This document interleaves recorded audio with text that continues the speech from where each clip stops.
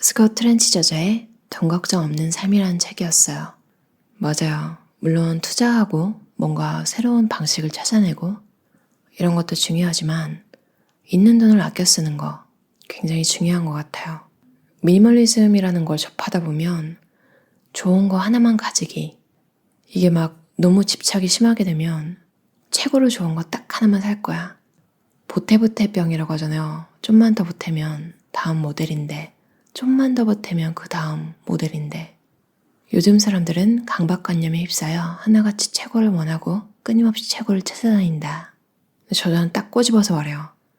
최고는 터무니없이 비싼 데다가 꽤 괜찮은 수준에 비해서 그 차이를 눈으로 구분할 수가 없는 경우가 많다. 이게 브랜드 값인 경우도 있잖아요. 소재 자체가 비싸고 가공하는 과정이 번거롭고 또 장인들, 인건비가 비싼 걸 다 감안하고 나서라도 좀 터무니없이 비싼 그런 것들을 생각해보면 브랜드를 향한 존경의 의미로 나머지 가격을 또 지불하는 그런 기분이 들기도 해요. 그리고 이게 또 진짜 중요한 게 내가 정말 이걸 리스펙 해가지고 이만큼 투자를 하는 것인지 아니면 내 주변에서 이걸 갖고 있으면 날 좀 높게 쳐주고 야 대단한데 너 이것도 갖고 있어? 쟤네 집에 이거 있대. 막 이런 부러움을 사는 게 즐거운 게 아닌지 무엇보다 그걸 감당할 수 있는지 그런 걸 생각하는 것도 굉장히 중요한 것 같아요. 와인 알못이라서 와인 애호가들이 들으면 욕하겠지만 최고의 와인은 한 병에 수십 혹은 수백만 원을 호가하는 데 반해 값싼 와인 중에는 8,000원짜리도 있다. 어느 와인을 산 사람이 더 행복하겠는가? 진짜 완전 부자들은 좋은 거 먹는 게 더 행복하겠죠? 8,000원이라는 게 웃긴 게 저도 딱 이 정도 가격 하는 와인 마실 때 맛있거든요. 한 10에서 20불 사이짜리? 특히 한 30불짜리를 반값 세일해갖고 15불에 사 먹을 때 그때 제일 맛있는 것 같아요. 할인까지 받았다는 기분 때문에. 품질이 떨어지는 아이템을 구입하라고 권장하는 이야기가 아니라 매일같이 우린 선택을 해야 하잖아요. 근데 그 모든 걸 정말 최고의 걸로만 선택할 수는 없잖아요. 탁월한 정도면 괜찮다. 이런 마음가짐을 가지는 게 절약에 도움이 된다고 이 말이 되게 공감이 갔어요. 저도 웬만한 건 그냥 괜찮은데? 이 정도로 만족하는 것 같아요. 좀 그리고 슬프지만 약간 좋은 걸 많이 경험할수록 또 눈이 고급져지잖아요. 맛도 그렇고. 그러니까 너무 좋은 걸 자꾸 경험하다 보면 자꾸 눈높이만 높아지는 것 같아요. 그쪽으로 정말 취미를 갈고 닦을 예정이 아니라면 혹은 그쪽으로 직업을 선택할 게 아니라면 굳이 세상에 존재하는 모든 것들의 취향을 수준을 높여야 하나? 저는 아니라고 보거든요.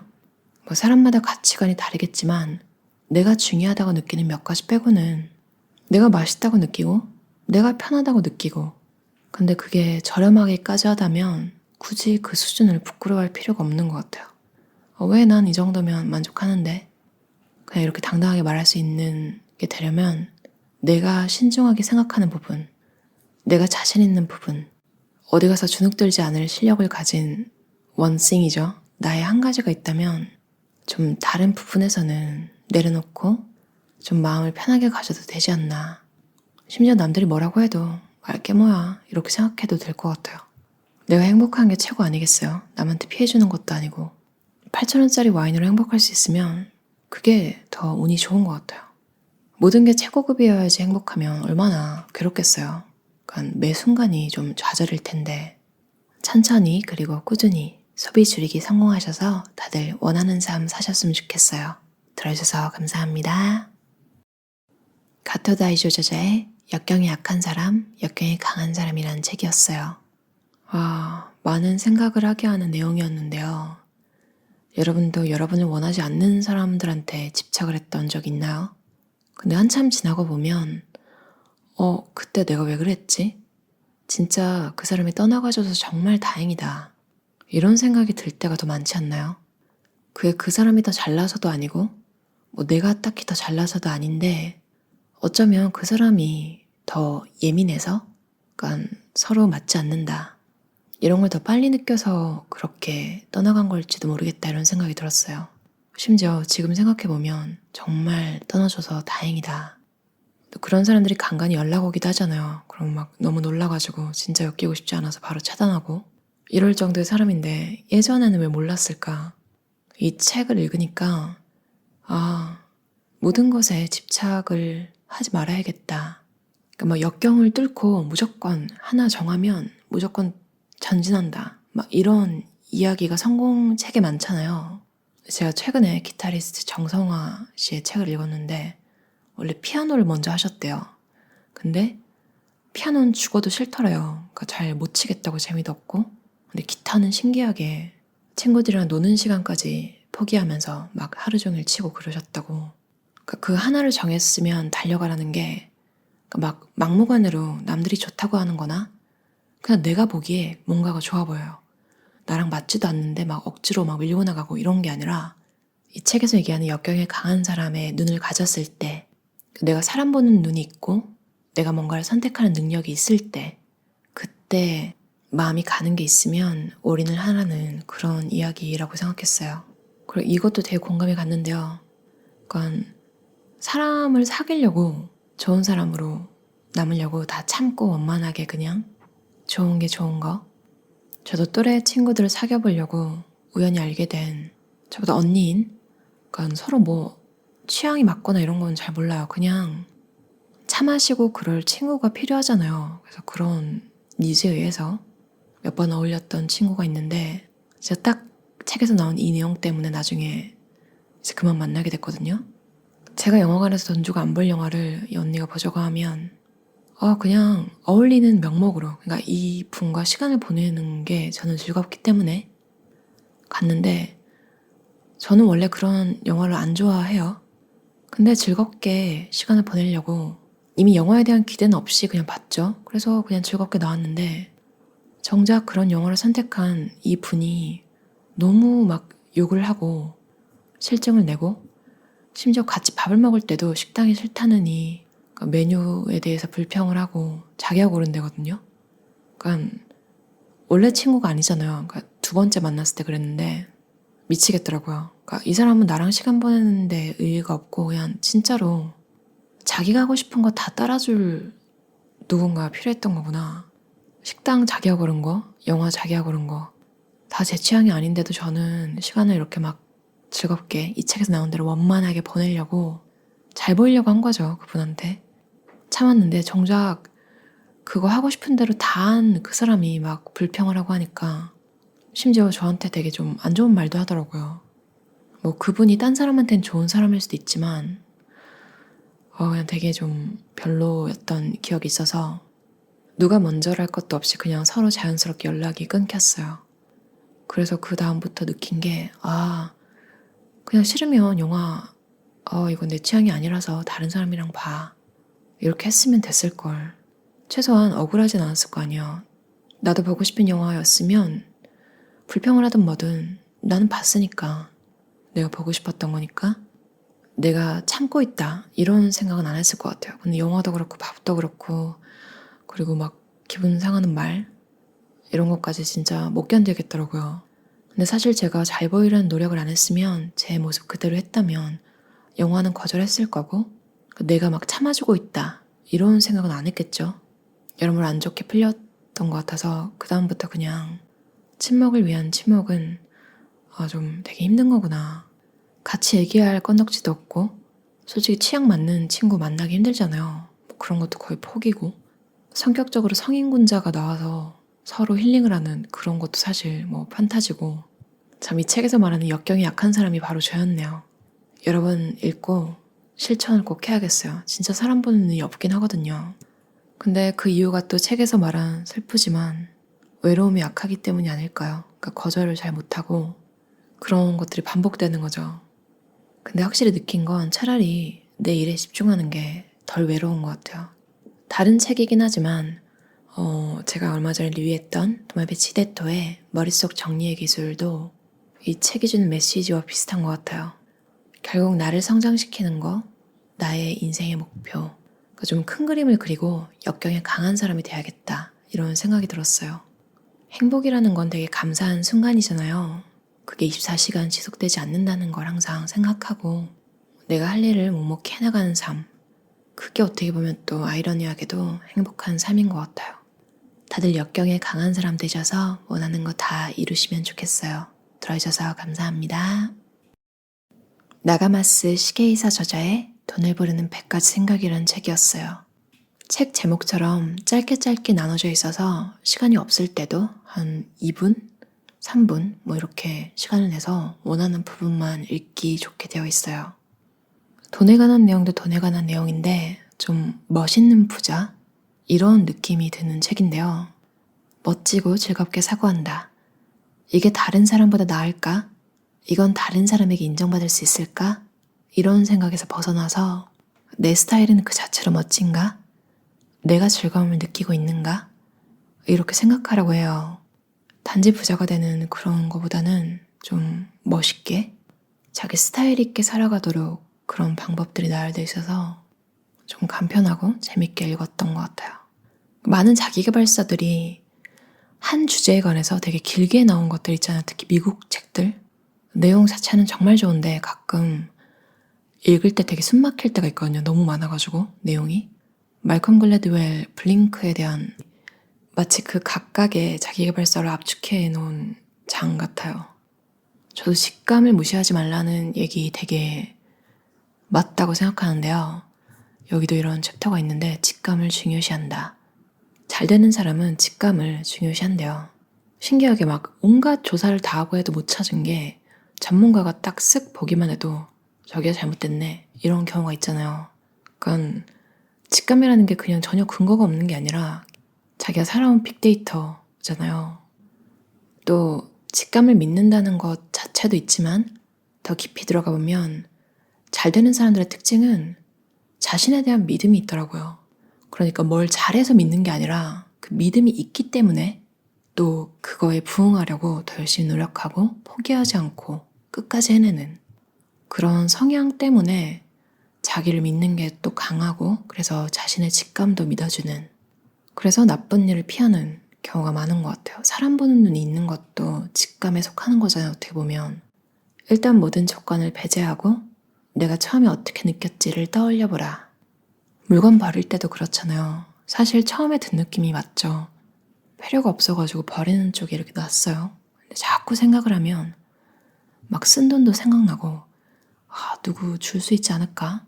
갑자기 막 생각이 많아져요. 그러다가 이제 또 못 버리는데 그걸 볼 때마다 그 생각을 하는 거예요. 어떡하지? 그러다가 이제 어디 처박혀 있고 계속. 근데 사실 처음에 딱 든 생각, 나한테 이거 필요 없다. 나한테 안 맞는다. 이 직감이 든 게 맞았는데 자꾸 무시하고 리폼하면 좋지 않을까? 어디다가 놓으면 괜찮지 않을까? 이사 가면 거기나 어울릴 것 같은데 이사 갈 계획도 없는데 뭔가 좀 진득히 봐야 되는 게 분명히 존재하죠. 세상에는. 막 되게 중요한 건데 막 하루 만에 결정하고 이러면 안 되겠지만 이미 오랫동안 필요 없다고 느낀 물건 같은 거를 굳이 끌어안고 또 고민하고 또 에너지를 쓰고 하는 것보다 그 정도 됐으면 좀 필요 없는 거라고 생각하고 주저없이 놓아버리는 직감을 믿는 그런 것도 좀 필요한 것 같아요. 또 그런 행동이 이 저자의 말처럼 돈을 부르는 행동이라고 하니까 여러분의 직감을 믿고 그런 물건들은 보내주는 게 좋을 것 같아요. 놓아버릴 것들을 잘 정리하고 진짜 원하는 여러분만의 삶 사셨으면 좋겠어요. 들어주셔서 감사합니다. 샤를 바그네르 저자의 단순하게 산다라는 책이었어요.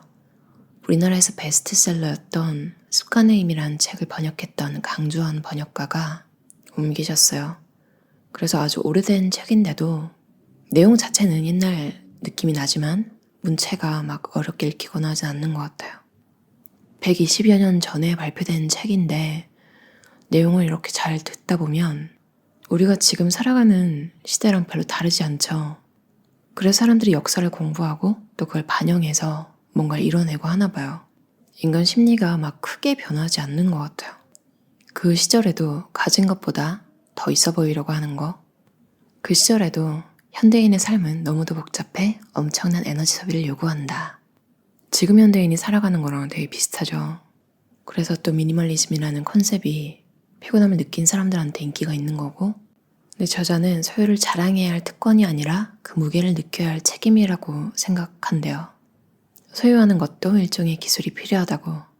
그래서 부유하면서도 단순한 사람, 즉 재산은 자신에게 맡겨진 소명을 다하기 위한 수단이라 생각하는 사람을 만나면 공손히 경의를 표해야 마땅하다. 맞아요. 그래서 뭔가를 이룬 사람이 미니멀하게 살고 있으면 되게 와 다들 멋지다고 해주잖아요. 여러분도 비싸고 좋은 옷일수록 더 정리하기 힘든 거 느껴보셨지 않나요? 그리고 내 스스로 뭔가 가치 있다고 느끼는 것들을 처분하기가 더 어렵고 그런 걸 우리가 알잖아요. 그래서 그런 걸 정리한 사람들을 보면 그 고뇌까지 다 익혀서 더 멋지게 보이는 것 같아요. 뭐 사람마다 성격이 달라서 남들 눈에 가치 있어 보이는 게 그 사람한테는 별게 아닐 수도 있어서 정리하기 쉬웠을 수도 있겠지만 그래도 얼마만큼 가지고 얼마만큼 정리해야 된다.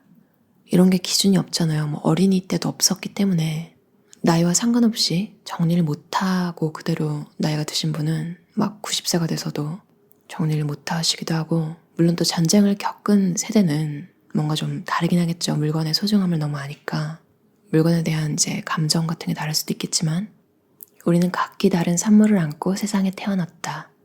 우리 임무는 그런 재료들로 뭔가를 만들어내는 것이다. 이 말이 되게 단순한데 저는 되게 힘이 되더라고요. 가끔 쓸데없는 생각하시는 분들 삶의 의미가 뭐지? 이런 거 생각하기 시작하면 진짜 끝도 없잖아요. 그럴 때 그냥 단순하게 내가 태어난 이유는 내가 가진 걸로 뭔가를 만들어내기 위해서구나. 그리고 또 그것들을 만들어내면서 단순함이라는 능력을 끈질기게 노력해서 얻어내는 거구나. 바르게 산다는 것은 바르게 생각하는 것과 마찬가지로 단순화하는 것이다. 뭔가 이룬 사람들의 삶을 보면 참 단순하죠. 그게 이렇게 120여 년 전에 쓰인 저자가 한 말과도 맞는 것 같아서 오늘은 또 뭘 버리고 뭘 정리할까 이런 걸 한 번 더 생각해 보게 되는 것 같아요. 다들 단순한 삶으로 여러분이 원하는 거 이루는 그런 삶 사셨으면 좋겠어요.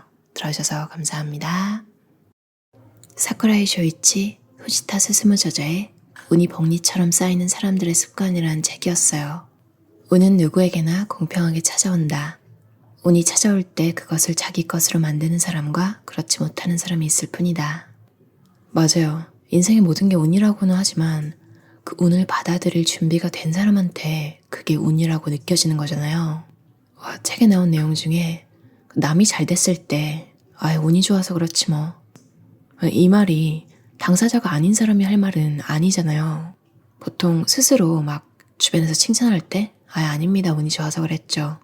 뭐 이 정도로 겸손하게 받아칠 때 하는 말인데 그걸 남이 옆에서 운이 좋아서 그런 거지? 이렇게 말해버리면 그 사람의 노력을 다 폄훼하는 게 되잖아요. 이런 말버릇이 있는 사람은 운이 좋을 수가 없겠죠. 그걸 옆에서 지켜본 사람도 뭔가 일이 있을 때 이 사람한테 부탁을 안 할 거 아니에요. 이 사람 신보가 그런 걸 아니까. 저도 제가 운이 좋다고 생각하는 시절이 있었거든요. 지금은 저도 모르게 그냥 운이 별로 좋지 않아요 이렇게 말하고 다니는데 이렇게 말하면서도 별로 기분이 좋진 않아요. 근데 스스로 그렇게 느끼기 때문에 그런 말이 나오는 것 같아요.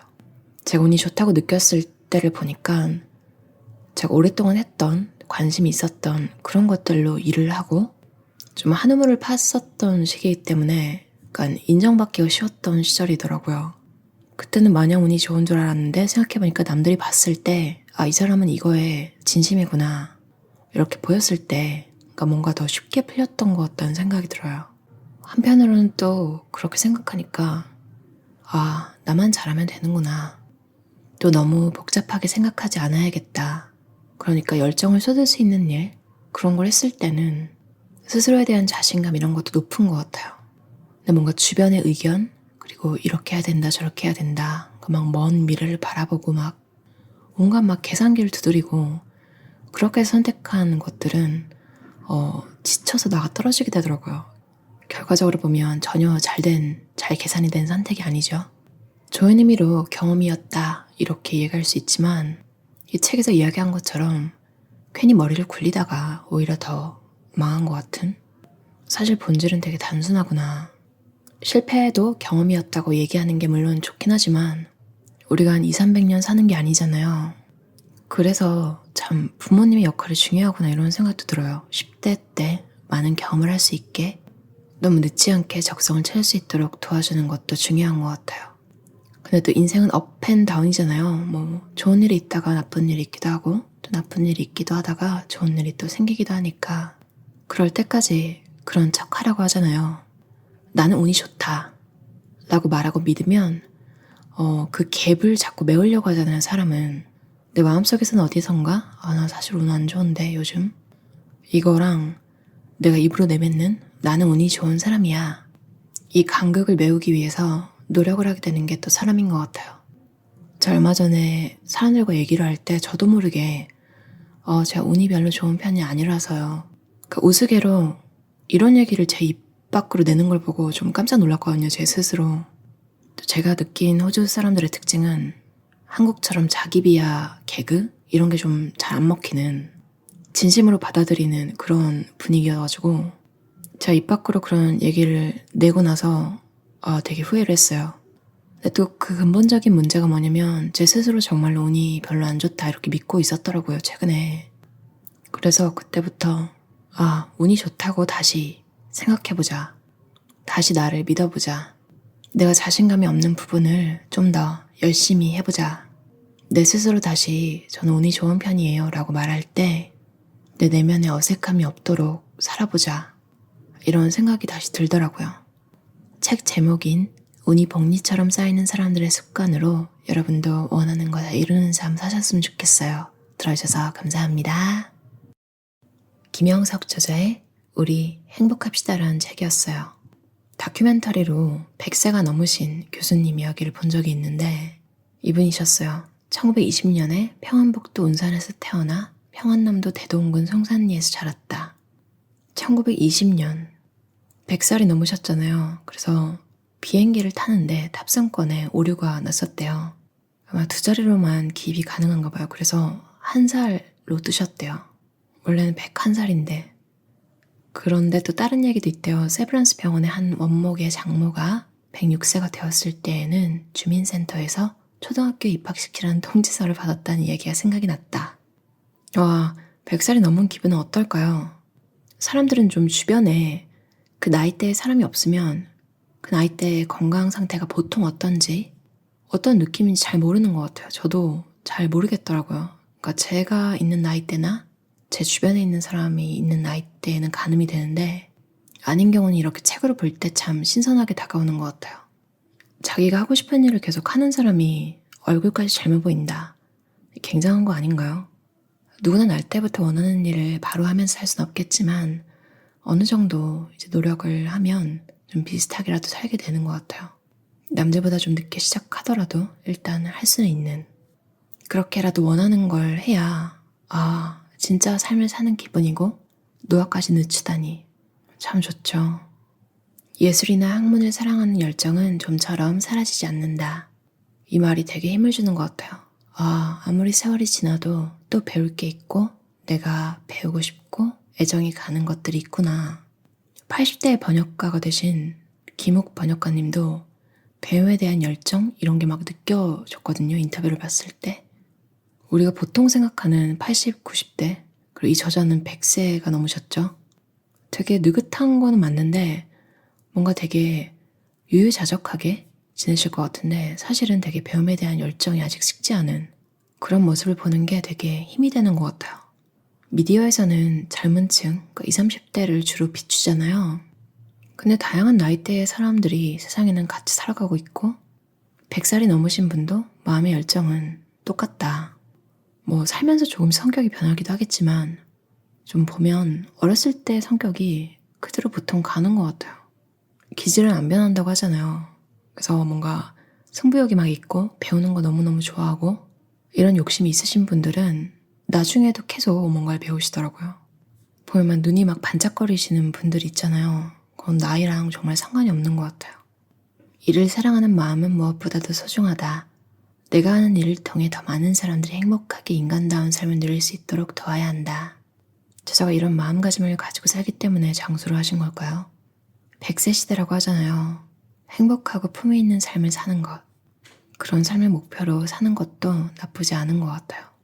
이 책의 제목처럼 우리 행복합시다. 들어주셔서 감사합니다. 김민식 저자의 외로움 수업이라는 책이었어요. 김민식 작가님은 제 인생에서 잊을만 하면 뭔가 제가 힘들 때 제 인생에 도움을 주는 글들로 제 인생에 나타나시는 것 같아요. 아주 예전인데 블로그의 글들을 보면서 되게 힘을 많이 얻었거든요.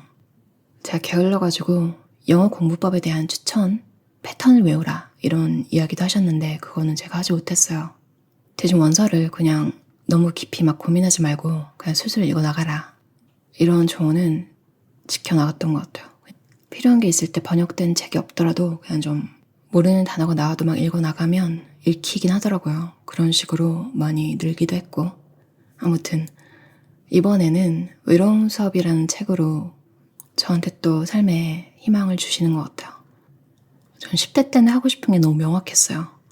근데 그 명확한 게 진짜인지 나중엔 잘 모르겠더라고요. 한 25 그쯤 돼서는 더 이상 내가 원했던 게 내가 원하는 건지 모르겠고 책에 나온 이야기 같은 이야기를 저도 들은 적이 있어요. 아메리칸 스타일이라고 불렀다고 하잖아요. 그러니까 개인주의자라는 비난이 담긴 별명.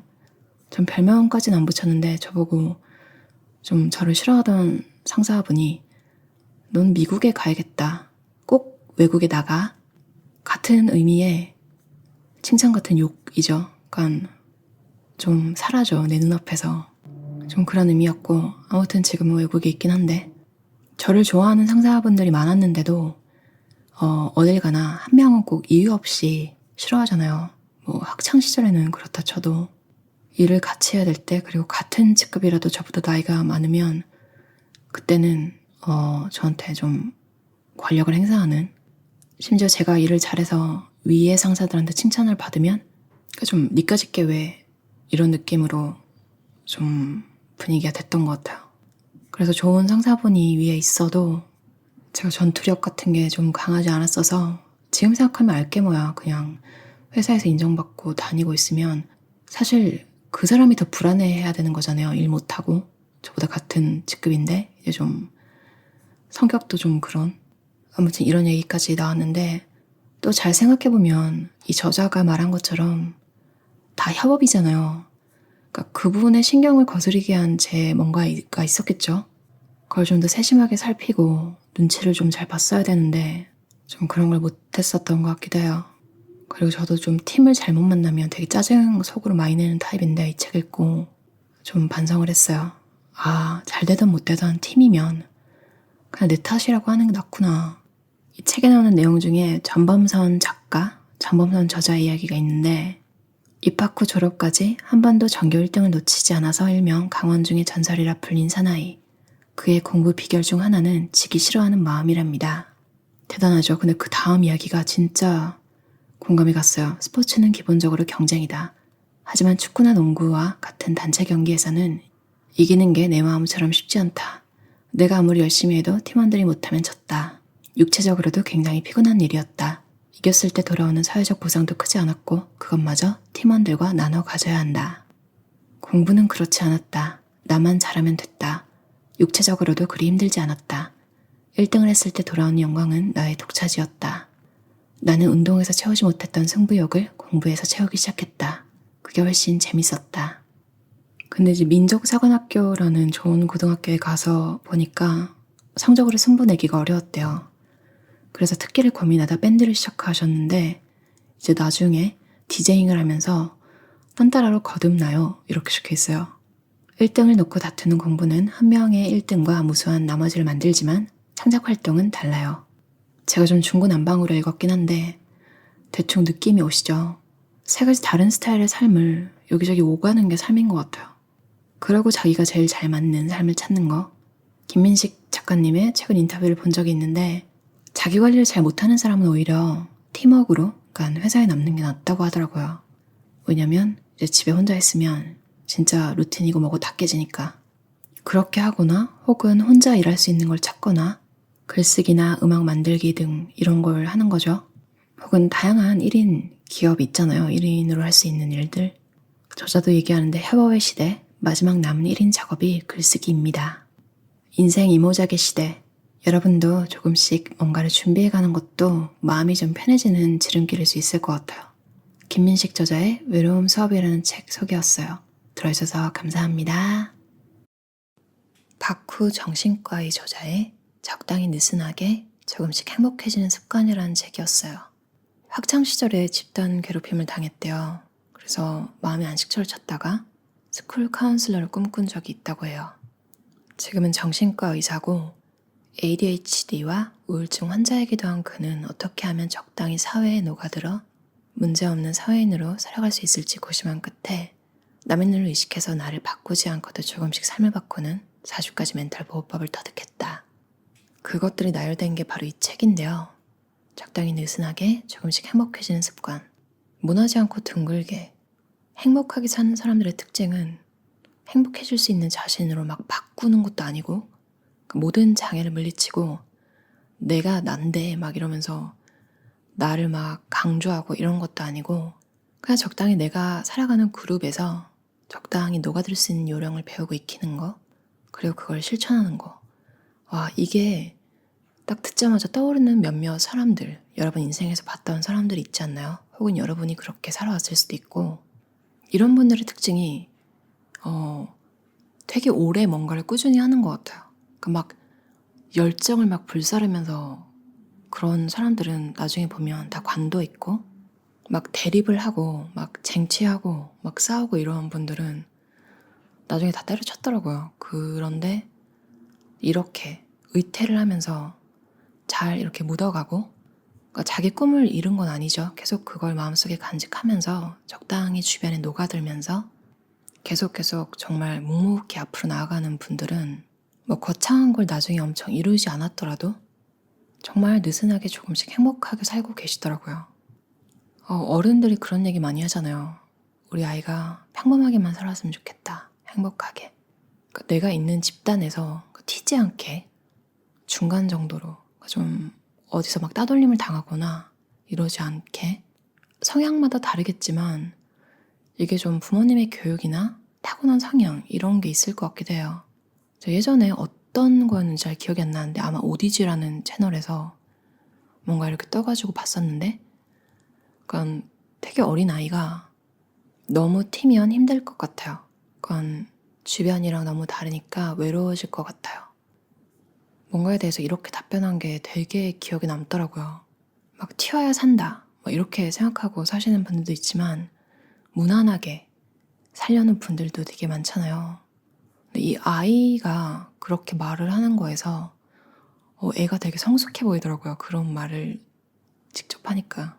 부모님한테 배웠든 스스로 생각했든 제가 그때 느낀 건, 이 아이는 되게 무던하게 행복하게 잘 살 것 같다. 혹은 부모님도 그렇게 살고 있을 것 같다. 그런 느낌을 받았어요.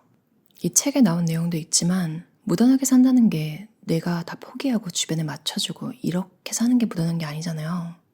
많은 성공한 사람들이 한 말이 참 신기하게 자기만 생각했을 뿐인데 그 그릇을 넘쳐서 뭔가를 가지게 되면 그때는 신기하게 남을 돕고 있더라, 이런 이야기를 다들 하더라고요.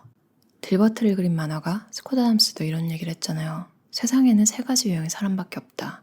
이기적인 사람, 멍청한 사람, 타인에게 짐이 되는 사람. 그 중에 최선은 이기적인 사람밖에 없잖아요. 그게 정말 막 내 것만 챙기고 남들 다 괴롭히고 막 남들이 못 가지게 하고 방해하고 이런 이기적인 게 아니라 내가 내 건강을 먼저 우선시해서 잘 챙긴 다음에 건강한 상태로, 즐거운 상태로 사람들을 만날 준비를 하는 거.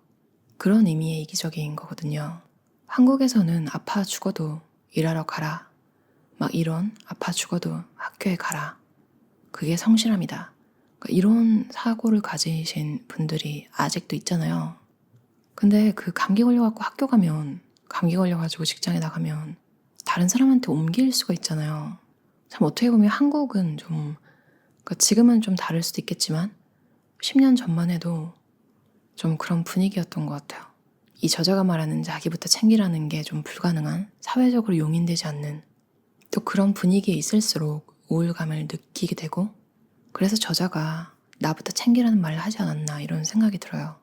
누군가를 위해서가 아니라 나를 최우선으로 해서 살아가야 한다.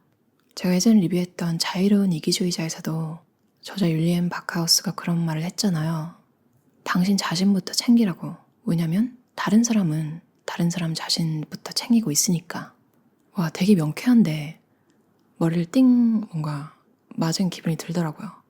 맞다, 저 사람들 다 자기 자신부터 챙기고 있는데 내가 뭐라고 저 사람들 먼저 챙기려고, 어떻게 보면 내가 주제 파악을 못하고 있었구나, 이런 생각까지 들더라고요.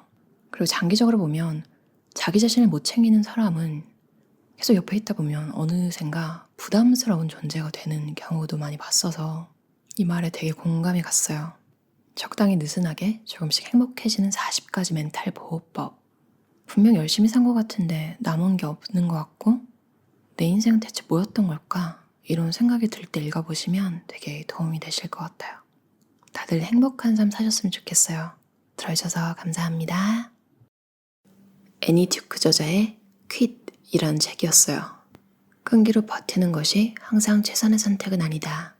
참 인생은 어떻게 보면 어떤 가치 두 가지 혹은 여러 가지를 두고 그 사이 어딘가를 자꾸 이동하면서 살아가는 것 같아요. 사람들은 한 발짝만 더 나가면 되는데 그때 관둔다. 뭐 이런 이야기가 사실 더 널리 퍼져 있잖아요. 관두라는 이야기보다는. 근데 버텨서 성공을 보는 그런 케이스도 있지만 진작에 털어버렸어야 되는 일까지 긍정의 마인드로 밀어붙이다가 굉장히 나쁘게 풀리는 그런 케이스도 있는데 사실 실패담은 잘 얘기를 하지 않잖아요. 세상의 모든 일을 우리가 다 알진 못하겠지만 변화에 발맞추지 못해서 사라진 그런 기업들 혹은 동네의 작은 가게들도 인텔의 전 CEO였던 앤디 그로버가 쓴 편집각만이 살아남는다라는 책도 읽었는데 1988년에 나온 책이에요. 거기 전략적 변곡점이라는 말이 나오거든요. 이게 기존의 전략이 새로운 전략으로 대체될 때를 말하는 거래요. 그러니까 뭔가 여러분도 뭔가를 할 때 잘 되고 있는데 그렇게 가다가 뭔가 평소와 다른 느낌을 받을 때가 있잖아요. 그러기 시작할 때. 그때 바로 뭔가가 일어나고 있는 건데 그걸 무시하면 변화가 물밀듯이 밀려올 때 이제 하던 게 도태가 되는 거죠. 그 책에서도 일찍 행동하면 효과를 발휘한다는 내용이 있는데 대부분 문제가 터지는 이유는 너무 소극적으로 너무 늦게 대응하기 때문이라고 해요. 전체적으로 이 퀴즈라는 책이랑 내용이 되게 같이 가는 게 많은데 이 책은 2022년에 나온 책이거든요. 둘 중에 무슨 책을 먼저 읽어도 상관은 없는데 아마 퀴즈라는 책에 관심이 가시는 분들은 그 책도 좋아하실 거예요. 성공은 계속할 수 있는 적절한 일을 선택하고 나머지 일은 포기할 때 거둘 수 있다. 미니멀리즘에 익숙하신 분들은 이 문장도 되게 익숙하게 다가오실 것 같아요. 정말 원하는 일을 하기 위해 나머지 걸 정리하는 거잖아요. 정말 소중한 것만 남기기 위해서 나머지 것들을 버리고 그리고 그렇게 한바탕 정리를 하고 나서는 정말 신중하게 물건을 사거나 아니면 아예 정리한 카테고리에 속하는 물건을 아예 사지 않는 그런 삶을 살기도 하고요. 인생을 천년만년 사는 게 아니기 때문에 가장 소중한 건 시간이고 또 시간을 절약하려면 에너지가 분산되는 일을 막아야겠죠. 길다면 길고 짧다면 짧은 인생에서 행복하게 오래 살려면 선택을 잘 해야 하는구나. 알고는 있었지만 이 책을 읽으니까 더 뚜렷하게 다가오는 것 같아요. 열정은 쓰레기다라는 스코트 함스 책에서도 그러니까 스코트 함스가 어떤 사람을 비행기에서 만났는데 굉장히 높은 직책을 가지고 있었어요. 그 사람의 비법은 그냥 계속 옮기는 거예요, 직장을. 그러니까 이 책에서 나온 내용 같이죠. 그러니까 기회를 계속 보는 거예요. 더 좋은 기회가 있으면 바로 옮기는 거. 보통 사람들은 의리 없다. 같이 일하기 참 피곤한 사람이다. 믿을 수 없다. 뭐 이런 오만 얘기 상상으로 다 이미 하잖아요. 나 욕하겠지 이러면서. 혹은 난 의리 있는 사람이야. 이런 믿음을 가지고 있지만 사실은 그냥 귀찮아서. 그러니까 알아보기가 귀찮은 거죠. 그리고 지금 있는 직장에서 잘리지 않을 거라는 믿음. 근데 믿었던 친구한테 배신당하기도 하고 심지어 가족한테도 배신당하기도 하고 나중에 당하고 어떻게 그럴 수가 있어? 어떻게 그럴 수가 있지? 막 하는 것보다는 어떤 일을 계속할지 신중하게 선택하고 또 그렇게 정한 필드에서는 혹시 나한테 나쁜 일이 생기더라도 내 실력이 어디 가는 건 아니잖아요. 게다가 평소에 좀 어떻게 돌아가고 있는지 잘 봐놓은 상태라면 지금 혹시 내 직업이 사라지더라도 뭘 해야 할지 플랜 B로 세워놨던 걸 바로 실행할 수도 있겠죠. 인생은 매 순간이 선택이잖아요. 저도 그래서 결정을 잘하는 방법? 이런 책들에 관심이 많은데 그래서 되게 흥미롭게 읽었어요. 뭔가를 선택할 때 기대가치, 그러니까 돈뿐만 아니라 건강, 행복, 시간, 성취감, 인간관계에 대한 만족감, 여러분이 중요하다고 생각하는 걸 이렇게 짜라락 놓고 내가 선택해야 하는 두 가지나 뭐 여러 가지가 될 수도 있겠죠. 그것들 중에 어떤 게 제일 나은지 고르는, 어떻게 보면 이거 많이 아시는 스킬이죠. 그러니까 종이를 반으로 나눠가지고 한쪽엔 장점, 한쪽엔 단점 적으라고 하잖아요. 그것도 기대가치를 측정하는 방법 중에 하나겠죠. 그리고 저도 은메달을 따면 참 아쉽겠다 이런 생각을 했는데 이 책에 나온 내용을 보고 결승선에서 얼마나 멀리 있는지 보지 말고 내가 얼마나 멀리 왔는지 보라는 이야기를 보고 와, 이거는 정말 감사노트 쓰는 것만큼이나 긍정적인 생각을 가질 수 있는 마인드다. 납득이 가는 거예요.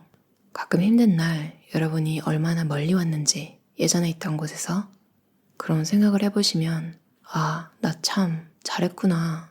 이렇게 토닥여주기도 쉬운 것 같아요.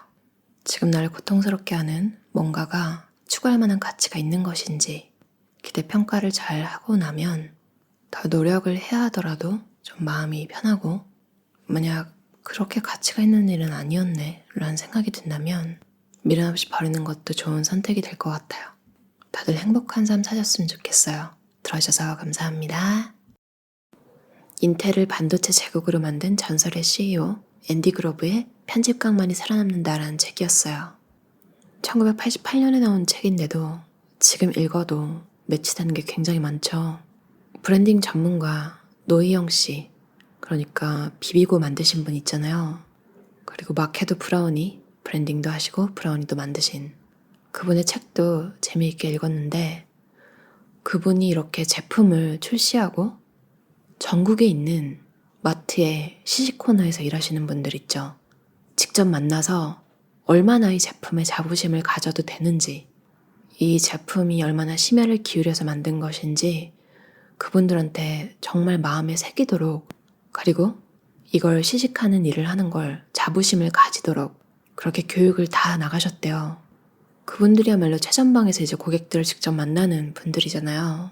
그 이야기가 되게 기억에 남았는데 이 책을 읽으면서 또 생각이 났어요. 그리고 또 여러분이 뭔가를 할 때 경쟁자가 어디선가 나타나잖아요, 항상. 여러분이 뭔가를 할 때 좀 뭐야 신경이 거슬리게 하는 그런 사람들이 있으면 10배 더 잘하라. 10배 더 잘하면 이제 따라올 수 없으니까 그걸 켈리체님 책을 보다가 알게 됐는데 이 책을 읽다가 또 켈리체님이 쓴 책이 생각이 났어요. 파리에서 도시락을 파는 여자라는 책이었는데 이 책이 흥미로우시면 그 책도 읽어보시면 아마 좋아하실 거예요. 그리고 직원들한테 명확한 비전을 제시하는 거, 강력한 거, 심지어 그게 최상의 방향일 필요도 없고 강하고 명확한 거면 충분하다. 회사에 위기가 왔을 때나 그럴 때 명확한 비전을 심어줘야 한다고 하잖아요.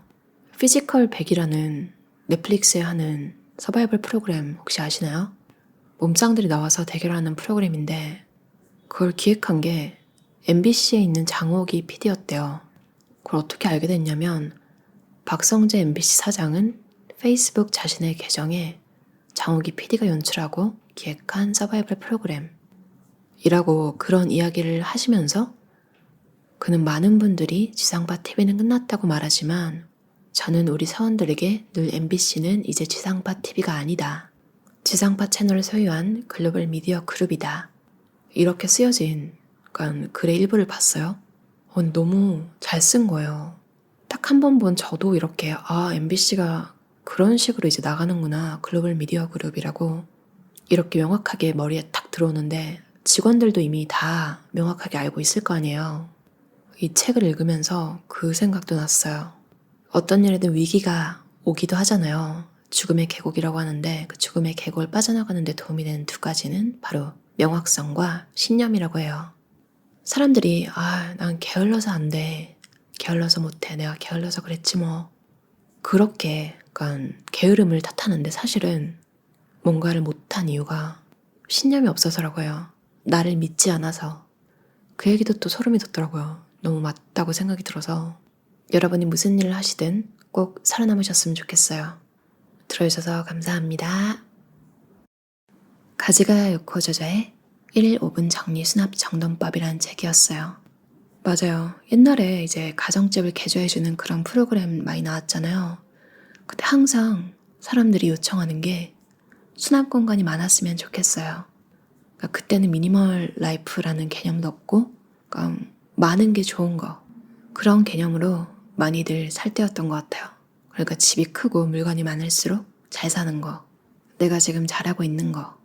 그래서 그 집을 개조하는 프로그램에서도 항상 진짜 막 신기한 곳까지 막 위를 터가지고 수납장을 만들고, 또 그러면 이제 그 부부가 정말 행복해하고 그랬던 기억이 나요. 저 어릴 때부터 그런 걸 봐서 그런지 수납 공간이 잘 되어 있어야 좋다, 그런 생각이 잠깐 있었던 것 같기도 해요. 근데 아마 다들 공감하실 거예요. 수납장에 일단 넣어놓으면 자주 쓰는 물건이 아닌 이상 잊혀지고, 또 문을 닫아놓으면 안 보이니까, 그러니까 숨기기가 좋은 거죠, 물건을. 그러니까 회피하고 정리해야 되는 거 알면서 자꾸 이제 피하는 거죠. 어차피 안 보이니까, 나중에 쓸지도 모르니까. 막 바리바리 바리스타라는 말도 있잖아요, 요즘. 그러니까 보부상처럼 물건을 많이 가지고 있는, 많이 가지고 다니시는 분들을 일컫는 말인데, 그분들은 가지고 있는 많은 것들이 딱 한 번이라도 누군가에게 쓰임새 있게 쓰이면 그 기억으로 살아간대요. 그러니까 그런 분들은 진짜 더 못 버리겠죠. 그렇게 해야 행복하신 분들까지 물건을 막 싹 다 버리고 이럴 필요까지는 없는 것 같아요. 저자가 말했듯이 그러니까 필요한 물건의 개수를 정하는 것도 가정마다 다르다고 하잖아요. 심지어 세탁 횟수를 몇 번 돌려야 하는지. 저는 항상 옛날부터 흰색, 검은색 이런 걸 좀 구별 안 했어요. 저는 항상 한 번에 돌리는 스타일이고, 일주일에 한 번이면 다 되는 그런 스타일인데요. 예전에 제가 알던 어떤 분은, 그분이 싱가포르에서 자취를 했대요. 근데 그때 세탁기를 하루에 한 번씩 돌렸다고 하시더라고요. 그러니까 그분이 좀 옷 사는 거 좋아하고 막 잘 꾸미시는 분이긴 했는데, 거기서 와, 충격을 받았어요. 이렇게 다르구나, 사람이 사는 게. 뭐 그렇다고 그분한테 낭비를 왜 그렇게 하냐 이렇게 말할 수 있나? 아니거든요. 그러니까 그냥 그분의 스타일이고, 그런 면에서 참 사람이 살아가는 게 정말 다르다, 이런 생각이 많이 들어요. 그래도 이걸 듣고 계신 분이라면 정리를 하고 싶어서 듣고 계실 텐데, 혹시 저자가 말한 것처럼 정리 수납이 아니라 수납 정리가 되고 있는 건 아닌지, 아무것도 버리지 않고 아무것도 정리하지 않고 그냥 마치 레이아웃만 바꾸는 거죠. 그러니까 물건을 옮기는 건데, 버리고 싶지만 못 버려서 결국 그렇게 된 거잖아요. 이것도 잘 계산을 해야 되는 것 같아요. 이거 내가 갖고 있는 게 이득인가, 아니면 누군가에게 쓰임새 있게 쓰여지는 게 이득인가, 혹은 난 남 주는 게 너무 아깝다, 그냥 당근마켓에 올려서 팔 수 있지 않을까, 이렇게 생각도 해보고, 일단 없어도 잘 사라지는 물건은 눈에 보이면 그게 또 에너지 낭비인 것 같아요. 매번 저거 안 쓰는데 어떡하지? 하고 또 넘어가고, 또 다음날 또 보고 또 후회하고, 또 뒤로 미루고 회피하고, 자꾸 자잘자잘한 에너지를 쓰게 되는 거죠. 여러분만의 적정량을 잘 파악해서 편안한 생활 하셨으면 좋겠어요. 들어주셔서 감사합니다. 가와대쇼보 신사 편집팀이 지은 살림 뭐든지 혼자 잘함이라는 책이었어요. 자립형 인간의 1인용 살림. 이 책은 정말 꼼꼼하게 어떻게 청소하는지, 어떻게 요리하는지, 세탁, 재봉, 청소 정리, 정말 사소한 것까지 관심을 기울이지 않으면 평소 모르고 지냈을 그런 살림 팁들이 있는 책인데요. 다들 집에 반지꼬리 가지고 계신가요? 웬만한 집에는 있을 것 같은데 혼자 자취를 하다 보면 또 없는 게 그거기도 하거든요. 단추가 없는 그런 옷을 자주 입으시는 분들한테는 잘 모르겠지만, 단추나 뭐 심지어 양말 급하게 이제 구멍난 그런 게 보이는데 버리긴 아까워요. 그런 거 진짜 샤샤샤 꼬매서 신으면 또 다시 오래 신을 수 있거든요. 바느질 매듭 짓는 거, 실 깨는 거, 그런 것까지 나와 있어요. 그래서 자취가 좀 두려운데, 이런 분들이나 혼자 사는 게 과연 내가 할 수 있을까? 이러신 분들, 사실 이런 걸 다 알지 않아도 혼자 살 수 있지만 그래도 뭔가 좀 꼼꼼하게 든든한 책 한 권 가지고 싶으신 분들은 있으면 좋을 것 같아요. 혼자 살면 참 혼자라서 좋고 혼자라서 싫은 것 같아요. 누구랑 같이 사시는 분들도 똑같겠죠.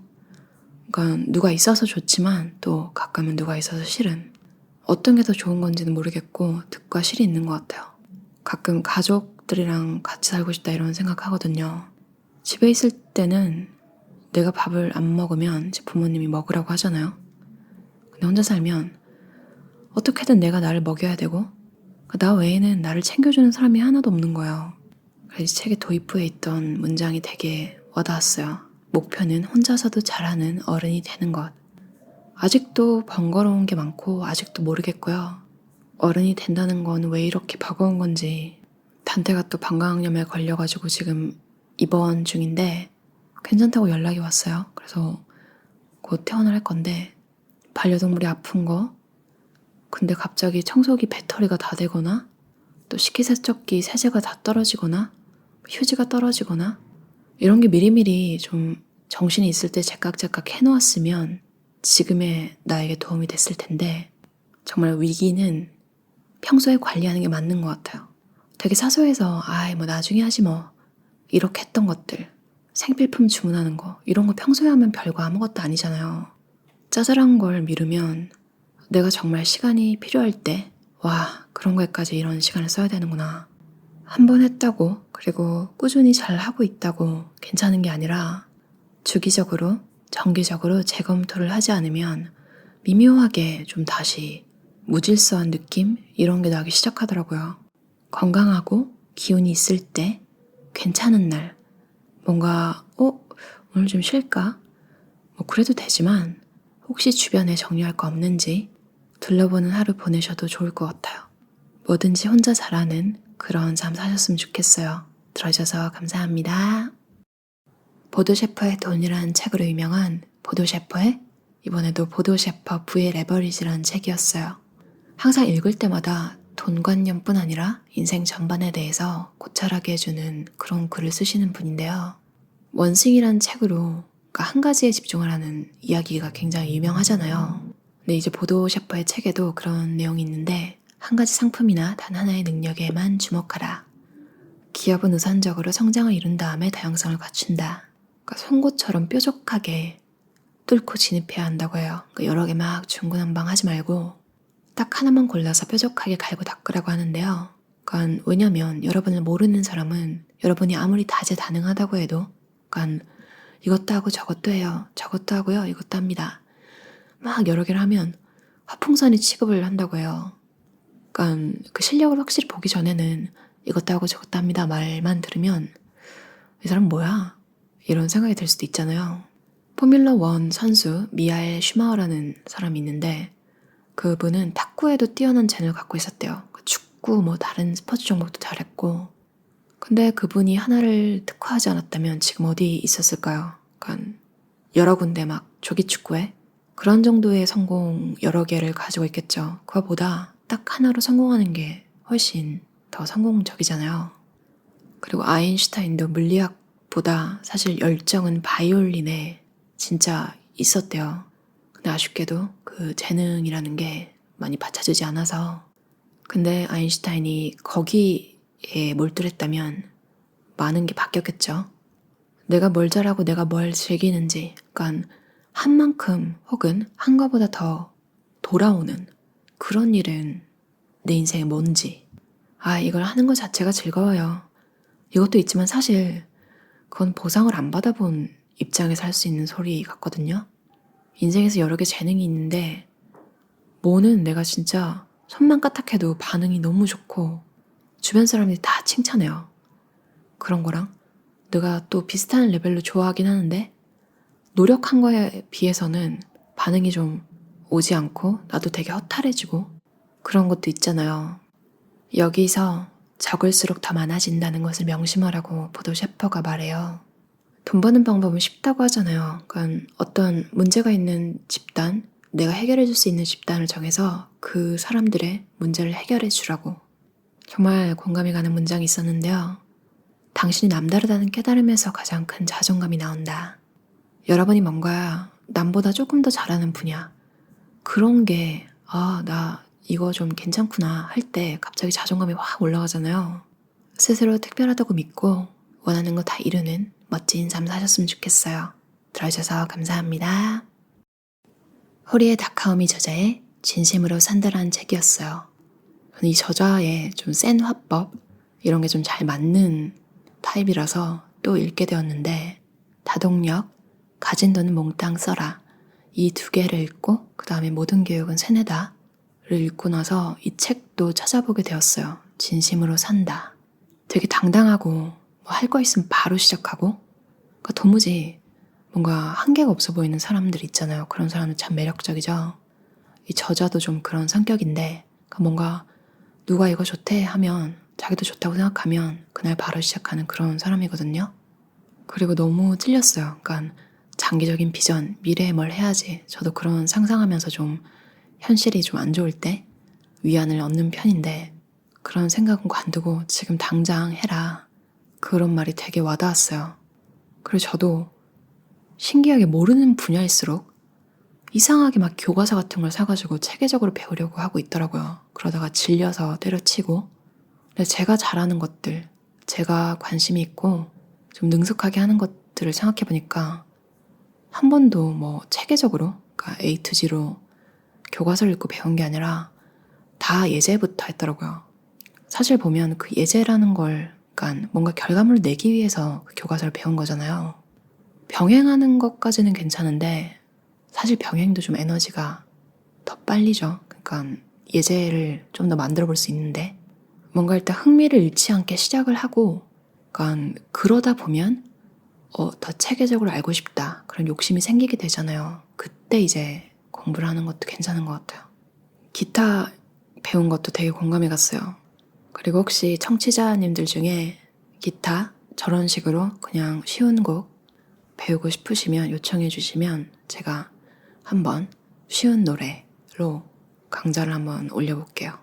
하고 싶은 것이 있으면 지금 하라. 거듭 강조하지만 이 세상에서 가장 귀중한 자원은 시간이다. 맞아요. 옛날에는 막 어른이 되고 싶었는데 지금은 다시 돌아가면 이렇게 안 할 걸. 그러니까 무의식적으로 이런 생각이 나면 정신을 빡 차리려고 노력을 해요. 그런 생각 해봐야 뒤로 돌아갈 수 있는 것도 아니고, 오늘도 멀리서 보면 다시 돌아오고 싶은 날일 수 있잖아요. 그렇게 생각해보는 것도 좀 후회를 더는 방법인 것 같아요. 좀 센 책이었지만 정신을 바짝 차리게 해주는 호리의 다카오미의 진심으로 산다 라는 책이었어요. 그리고 제가 초반에 읽었던 근본적으로 내 생각에 세상에 그렇게 나쁜 사람은 없다. 짜증이나 화가 치밀게 만드는 사람도 있지만 그뿐이다. 자기 인생하고는 아무 관계도 없다. 그러니 신경 쓰지 말고 당신이 하고 싶은 것을 하기 바란다. 맞아요. 거의 모든 성공법 책에는 그러니까 사소한 일은 좀 넘겨라, 큰 사람이 되라, 이런 이야기가 항상 있었던 것 같아요. 저도 최근에 되게 저를 거슬리게 하는 사람이 있었거든요. 참 주기적으로 인생에 이런 사람이 나타나는 것 같아요. 그래서 되게 좀 괴로울 때가 있었는데, 호리의 다카오미의 이 말을 보고 나서 갑자기 뭔가 되게 머리가 맑아지는 느낌이 들면서, 맞다, 그 사람이 뭐라고 내가 이렇게 신경을 쓰지? 좀 정리가 확 되더라고요. 그리고 많은 경우에 보면 별로 풀고 싶지 않더라도 잘 생각해보면 오해인 경우도 있고, 사람들이 실수도 하잖아요. 뭐 이름을 잘못 부르기도 하고 막 별의별 가지가지 실수를 하는데, 좀 그냥 넘어가는 것도 방법인 것 같아요. 그렇게 중요하지 않은 거면 빨리 제끼고 내가 할 일을 하는 게 내 인생을 위해서도 좋은 일이다, 이런 생각이 들더라고요. 다들 진심으로 행복한 삶 사셨으면 좋겠어요. 들어주셔서 감사합니다. 심리상담 유튜버 웃다님의 인생을 숙제처럼 살지 않기로 했다라는 책이었어요. 저도 예전부터 구독하고 있던 채널인데 제가 힘들 때 굉장한 위로를 많이 받았거든요. 가끔 계속 듣다 보면 어떻게 이렇게 정말 깊이 구석구석 다 나를 아는 것 같지? 막 이런 느낌이 드는 그런 내용의 영상도 많았고, 힘드셨었는데 왜 힘드셨는지 그 이유가 있었더라고요. 출간기념 라이브였나 그거를 듣다가 그 내용이 너무 궁금해서 찾아보니까 다행히 전자책이 나와 있길래 바로 사서 읽었거든요. 근데 그 내용마저 예상 밖이었지만 또 너무 공감이 가는 내용이었어요. 제가 스포를 할까봐 여기서는 얘기하지 않겠지만 저도 비슷한 이유로 슬펐던 적이 있는데 누군가 이렇게 아파하는 모습을 처음 본 것 같아요. 글로 보니까 되게 슬프지만 또 한편으로 이런 생각도 들더라고요. 나만 그런 게 아니었구나. 살면서 이런 일은 누구한테나 있고 사람마다 여러 가지 일이 있을 수 있겠죠. 근데 참 역사책 이런 걸 보면 좋은 게 나만 그런 일을 겪은 건 아니더라고요. 특히 저자분은 감염성 우울증을 앓고 계셨잖아요. 그런 와중에도 또 우리나라 사람이면 누구나 좀 아프다. 이 저자분의 우울을 너무 특별시하지 않고 또 그러면서도 읽는 분들의 힘듦을 다독여주는 그런 문장인 것 같았어요.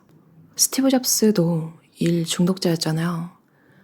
근데 사람들이 평가하기를 결핍이 있기 때문에 그렇게 일에 중독이 된 것이다.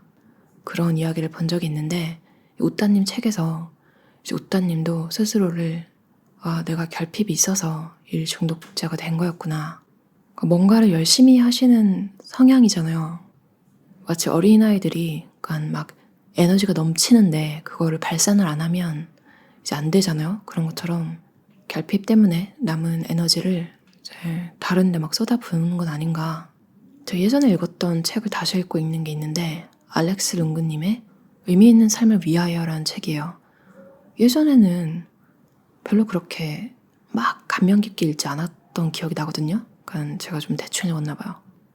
근데 요즘 이 책을 다시 읽는데 요즘에는 되게 모든 문장이 다 와닿더라고요. 그러니까 우리가 일 중독자, 그러니까 막 우리를 고통스럽게 하면서 뭔가를 해야 잘 살고 있다. 이런 느낌을 받잖아요. 미래를 위해서 지금을 희생해야 돼. 난 지금 희생하고 있으니까 미래는 괜찮을 거야. 그게 좀 말도 안 되는, 사실 현재밖에 없는 건데 현재 행복하면 행복한 거고 아니면 아닌 건데 자꾸 고통을 선택하는 그런 방향을, 그리고 행복을 추구한다는 이유로 자신을 희생하는, 그러면서 또 그걸로 만족하는 그런 삶을 살지 말라고 하더라고요. 그러니까 행복해도 괜찮다. 그리고 행복이라는 걸 너무 추구하려는 거는 그 전제가 내가 지금 불행하다는 걸 받아들여야 하는 거잖아요. 사람마다 추구하는 가치가 다르겠지만 너무 애쓰지 않는 것도 좋겠다. 이런 생각이 요즘 많이 들거든요. 좀 내가 덜 괴로운, 좀 내가 덜 힘든 선택을 하는 것도 절대 내가 게을러서 그런 게 아니라 그냥 그럴 수 있으면 그러는 게 낫지. 이런 생각이 들고 얼마나 많은 시간을 남들이 이게 괜찮은 삶이야, 이게 올바른 삶이야 하는 이야기를 한 것들 때문에 신경을 쓰고 나를 거기에 막 끼워 맞추려고 안 맞는 그 부분들을 모두 잘못됐다고 생각하면서 살았는지, 왜 지금 행복하다고 말하는 삶이 현실에 안주하고 게으르게 사는 사람처럼 그렇게 보이게 되는 말이 됐는지. 빌 클린턴 전 대통령이 리더십 강의하는 걸 들은 적이 있거든요. 그러니까 영상으로 직접 만나거나 그런 건 아니에요. 근데 그렇게 되게 자기개발, 자기관리를 잘할 것 같은 사람도 하는 말이, 2발 앞으로 나가면 한 발을 또 다시 뒤로 가는 게 인생이라고. 다른 건 잘 기억이 안 나고 그 말이 너무 기억에 남아서 가끔 생각을 하거든요. 웃다님이 심리상담을 하지만 우울할 수 있는 거잖아요. 의사라는 직업을 가졌다고 해서 안 아파야 되는 그런 게 있는 것도 아니고. 그리고 제가 항상 생각하는데 진짜 몇 살을 더 먹어도 아직 8, 90살이 진짜 되진 않아서 모르겠어요. 이 책에서 나온 것처럼. 근데 점점 느낌이 와요. 나는 평생 이렇게 살 것 같다. 그러니까 20살 때나 지금이나 어린이 같은 모습이 저한테 있고, 그럼 언제 성숙해지냐고요? 내 안에 있는 11살짜리 미숙이를 꼭 끌어안고 그 아이를 수치스러워하지 않으며 사랑을 돌볼 수 있으면 그게 성숙함이죠. 이게 다 되는 날이 올까요? 그때쯤이면 정말 성숙해질까요? 누구나 약하고 강하다. 이 말이 참 위로가 됐어요. 이 내용들이 공감이 가셨다면 웃다님 유튜브에 가서 영상을 보시면 또 많은 도움이 되실 것 같아요. 자기 자신의 모습으로 살아갈 때 최고의 결정을 하게 된다고 하더라고요. 좀 많이 편하게 드러내는 그런 삶 사실 수 있었으면 좋겠어요. 들어주셔서 감사합니다. 고토 하야토 저자의 나는 아침마다 삶의 감각을 깨운다라는 책이었어요. 당신이 늘 감사한다면 주변의 모든 것에서 행복을 찾을 수 있을 것이다. 뮤지션 파렐 윌리엄스가 이렇게 말했다고 하잖아요. 시리나 구글, 아마존, 알렉사 이런 거에다가 행복에 관한 음악을 틀어달라고 하면 꼭 파렐 윌리엄스의 해피라는 노래가 나오더라고요. 그 문장을 읽을 때 이게 생각이 났어요. 와, 꼭 머피의 법칙이라는 게 약간 안 될 거다. 이런 거잖아요. 내가 원하는 방향으로 안 될 거다. 미국의 항공 엔지니어 머피가 충격 완화 장치 실험이 실패로 끝나고 나서 한 말이래요. 잘못될 가능성이 있는 건 항상 잘못된다. 그러니까 긍정 확언이 있는 반면에 이거는 또 부정 확언이 될 수도 있겠죠. 그러니까 정말로 뭔가가 잘못 만들어졌는데 그게 눈에 보여서 예감이 되는 그런 것도 있겠지만 그냥 내 기분이 그래서 아니면 내가 항상 부정적이라서 잘 될 수 있는 일도 내가 자꾸 안 될 거라고 생각하면 안 되는 부분만 보게 되는 것 같더라고요. 반면에 잘 될 거라고 생각하면 어떻게든 될 것 같은 그런 부분을 더 찾게 되고 잘 될 확률이 1%라도 좋은 사건이 이제 계속되면 셀레의 법칙이 되는 거죠. 참 여러분도 생각해보면 뭔가 잘 풀리던 시기를 생각해보면 이상하게 자신에 대한 믿음 이런 것도 좀 크고 잘 될 것 같은데 내가 원하는 대로 되고 있잖아 이런 마음가짐이 있었던 기억 혹시 나시나요? 저도 그랬던 것 같은데요. 그럴 때도 있고 아닐 때도 있겠지만 이왕이면 내가 나를 믿어주고 또 그 믿음을 실현시키기 위해서 노력까지 하는 거 내 목표를 생각해서 감정을 잘 조절하고 불필요한 일을 하지 않고 내가 이루고 싶은 목표 10개를 써서 계속 눈에 이제 보이게 하고 신기하게 많은 자기계발서들을 보면 되게 시니컬한 느낌의 좀 심지어 재수없다는 느낌이 들 정도의 부자들이 쓴 책을 봐도 안 그럴 것 같은 사람인데 1년에 자기가 이루고 싶은 목표를 매일 손으로 쓰더라고요. 그래서 되게 신기하다고 생각했고 왠지 좀 긍정적이고 희망에 가득 찬 스타일의 부자들만 그럴 것 같잖아요. 근데 시니컬한 사람도 이 확언의 힘, 그러니까 원하는 걸 이루는 것을 매일 상기시키는 거에 대한 힘은 믿는구나. 그리고 우리가 자꾸 과신을 하잖아요. 내가 기억할 수 있다고. 근데 한 달 전 일기만 봐도 진짜 나 이렇게 생각했다고? 그러니까 너무 어이가 없는 일로 울고 웃고 막 그런 게 보이고 연초에 이제 목표라고 막 세워놓은 것도 매일 상기시키지 않으면 어느새 좀 흐지부지하게 오늘은 좀 못하겠는데 내일도 못하겠는데 그러다가 이제 그 목표가 잊혀지는 거예요. 그런 일을 방지할 매우 매우 좋은 습관은 그냥 매일 10가지 이루고 싶은 걸 쓰는 거죠. 100개를 쓰시는 분도 있더라고요. 여러분이 원하는 걸 아침마다 상기시켜서 다 이루는 그런 2023년 보내셨으면 좋겠어요. 들어주셔서 감사합니다. 신기율 저자의 오늘 만드는 집이라는 책이었어요. 보이는 것이 간단해질수록 보이지 않는 것은 복잡해진다. 여러 가지 관점이 있잖아요. 미니멀리즘에 대한. 근데 되게 신선한 관점이라고 생각해요. 관계에 쏟는 에너지가 작아질수록 내 삶이 효율적이라고 생각하지만 정작 그런 관계를 유지하기 위해 내면이 비효율적으로 요동치는 경우가 얼마나 많은가. 평생 맥시멀리스트로 살다가 장식하는 거에 재미를 느끼던 사람이 갑자기 미니멀리스트가 되면 인테리어에 쓰던 그 관심, 그 에너지를 어디다가 지금 쓰고 있는지 생각해보라는 말이 되게 신선했어요.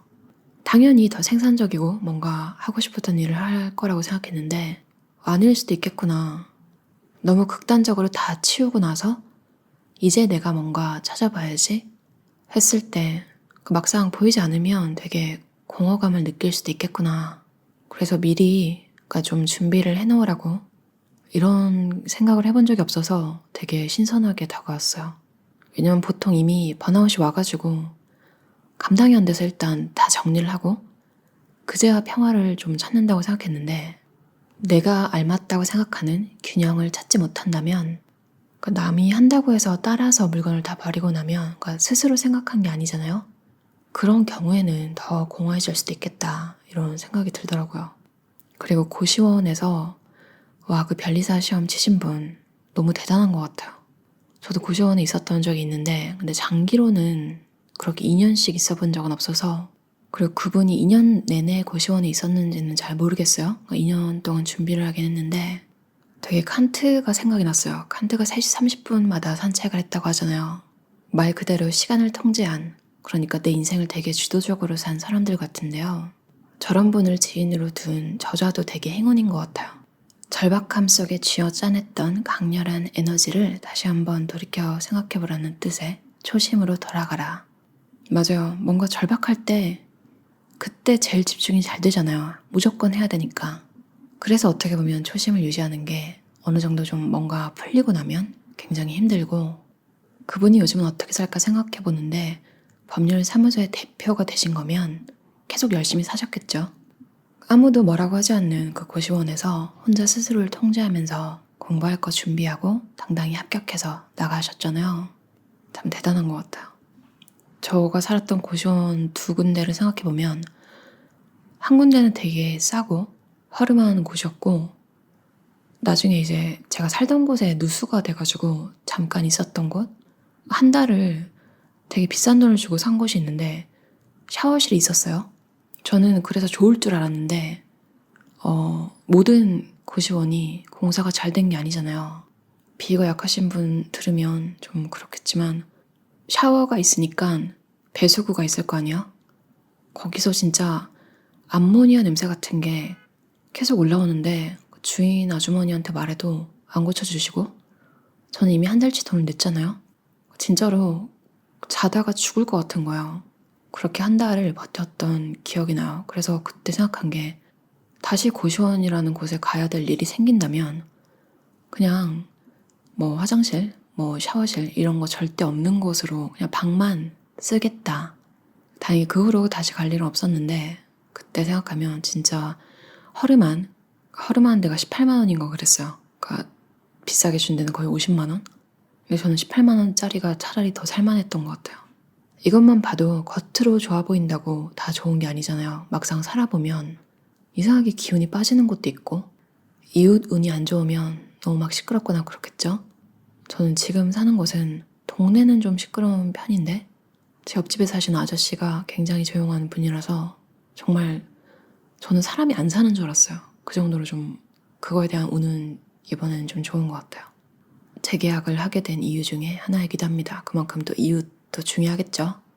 여러 가지 요소들이 있는데 여러분이 중요하게 생각하시는 게 뭐든, 여러분이 또 어디에 살고 계시든 항상 긍정적인 마인드로 그 공간을 잘 다루기만 해도 인생의 기운이 달라진다고 하니까 다들 그렇게 잘 사셨으면 좋겠어요. 들어주셔서 감사합니다. MKTV 김미경 저자의 마흔섭이란 책이었어요. 와, 예전에 언니의 독설이라는 책 읽고 도움 많이 받으신 분들은 이 책도 굉장히 좋아하실 것 같아요. 마흔은 안정된 삶을 추구하기에 너무 이르고 그 과정을 살아가는 나이가 바로 마흔이라고 하는데요. 완성되는 나이가 아니라 뭐든지 되다 마는 나이다. 적어도 20년은 더 뛰고 나서 대차 대조표를 들여다보아야 한다. 그때 받는 성적이 진짜 내 인생이다. 59세까지 이룬 것들이 100세까지의 삶의 질을 결정한다고 해요.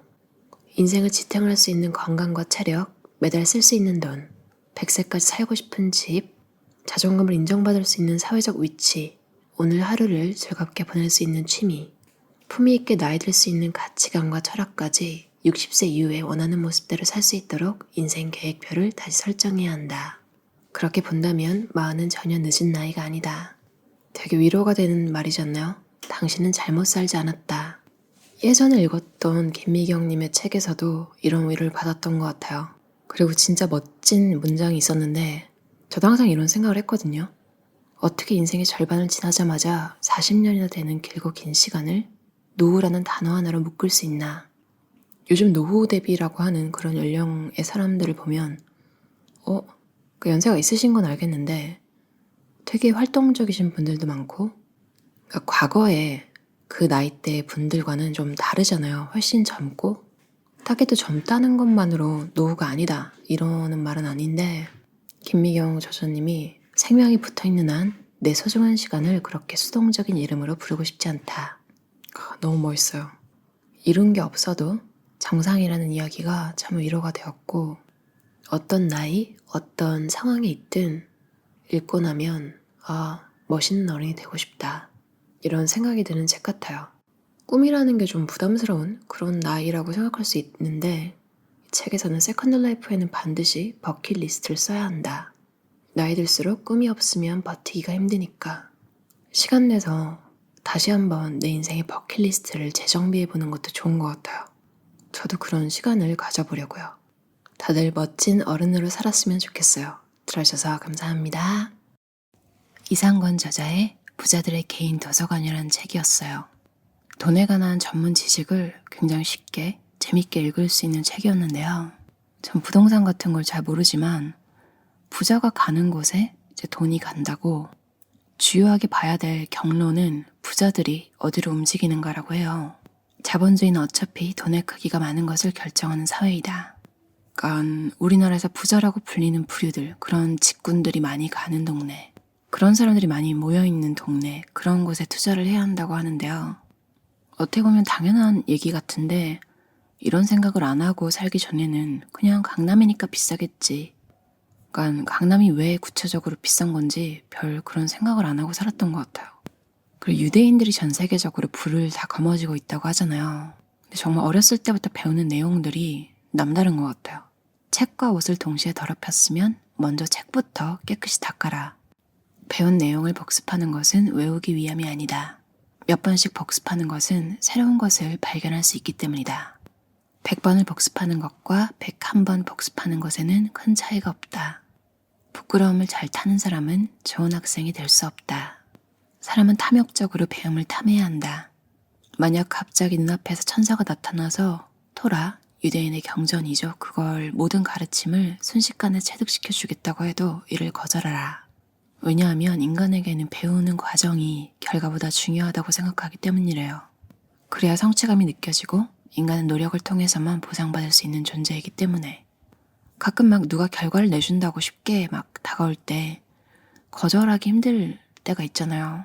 근데 그런 걸 딱 뿌리치고 스스로 하는 걸 좋아하는 사람, 그 과정까지 즐기는 사람, 뭔가를 배우는 그 과정을 중요시해서 내가 끝까지 해내고 배우는 성취감을 끝까지 느끼는 사람, 굉장히 소신 있어 보이고 믿음도 가고 멋있잖아요. 그리고 탈무드에 이런 내용이 있다고 해요. 월급이 적을 때는 저축하는 습관을 길러라. 왜냐면 그렇지 않으면 수입이 늘어도 저축을 할 수 없다고 해요. 습관이 안 됐으니까 그러겠죠. 버는 자보다 모으는 자가 이긴다. 넷플릭스의 연애대전이라는 걸 봤는데, 거기 이제 주인공 서브 여주 친구로 나오는 분이 있는데, 그분이 열받을 때마다 이제 1818 뭐 이렇게 해가지고 저축을 하더라고요. 금액을 그렇게 설정해서. 웃기는 컨셉이긴 한데 와, 그거 되게 똑똑한 방법인 것 같았어요. 열받으면 사실 나 기분 지금 안 좋으니까 나를 위해서 뭐 음료수라도 한 잔 사 마셔야 돼. 버블티. 이 정도는 괜찮지. 한 7, 8천 원? 내 기분이 지금 안 좋은데 이 정도는 써야지. 문제는 그런 게 또 짜잘짜잘 여러 개로 늘어나잖아요. 근데 그럴 바에 그 주인공 친구처럼 막 욕이라도 써가지고 이제 저금을 하면 내 분노가 돈이 되었네. 저축이 되고 있네. 이렇게 생각할 수 있을 것 같아요. 우리나라에도 곳간에서 인심난다는 말이 있잖아요. 탈무드에도 사람은 빵을 담는 바구니가 비게 되면 화를 내기 쉽다. 그러니까 여러 면에서 여유가 없으신 분들이, 그러니까 저도 뭐 여유가 없을 때 보면 작은 일에도 좀 분노가 쉽게 일더라고요. 왜냐면 내가 지금 여유가 너무 없어서, 그러니까 조그만 변수가 생겨도 그거를 처리하기가 너무 힘든 거예요. 그런 사태를 방지하기 위해서, 그러니까 번아웃이 올 때 또 그렇잖아요. 그러니까 방지하기 위해서 자주자주 쉬어주고, 또 쉴 수 있도록 평소에 여러 면에서 잘 관리를 해주고 끊임없이 평생 공부하는 그런 삶을 살아야겠다, 이런 생각을 했어요. 교육이란 학교에서 배운 것을 전부 잊어버린 후에 자신의 몸에 남는 것이다. 아인슈타인. 여러분이 중요하게 생각하시는 거 여러 번 반복해서 새로운 거 계속 발견하시고 즐거운 삶 사셨으면 좋겠어요. 들어주셔서 감사합니다. 일레인 제임스 저자의 인생을 단순하게 사는 100가지 방법이라는 책이었어요. 아주 오랜만에 다시 읽었는데 역시나 여전히 좋고 세월이 지나서 또 읽어도 좋겠다는 생각이 들었어요. 단순한 삶을 유지하려면 지속적으로 주의를 기울여야 한다고 해요. 삶을 단순화하는 과정을 한번 거쳤다고 해서 이후에 자동으로 혹은 최소한 꽤 오래 지속될 거라고 생각하는데 오히려 그런 기대가 좌절감을 안겨주기도 하는 것 같아요. 정기적으로 삶을 재점검하는 건 당연한 거라고 생각하면 오히려 부담이 줄고 정리 한번 다시 할 때가 됐네. 이렇게 가볍게 생각할 수 있을 것 같아요. 단순한 삶을 유지하려면 지속적으로 주의를 기울여야 하는 게 당연하다고 생각하는 거죠. 미디어에서 막 꼭 필요한 것처럼 꼭 사야 할 것만 같은 제품을 소개하고 주변 친구 SNS에서조차 매번 이게 좋더라 저게 좋더라 하는 것들이 막 올라오잖아요. 그런 환경에서 내 기준을 지키고 흔들리지 않는 게 힘든 것 같아요. 주기적으로 점검을 해주면서 맞다. 이건 예전에 내가 써봤는데 이런 종류 제품 어차피 안 쓰잖아. 이런 회고의 시간을 가지면 다시 자신만의 기준을 지켜나가기 쉬운 것 같아요. 인간이 잘 안 변하더라고요. 바디로션을 써야 하는 건 아는데 한평생을 제대로 발라보면서 산 적이 없는 것 같아요. 귀찮고 찝찝하고 그냥 그런 느낌을 잘 못 견디는 것 같아요. 바를 땐 바르는데 별로 안 좋아요. 그래서 바디로션이라는 걸 잘 사진 않는 것 같아요.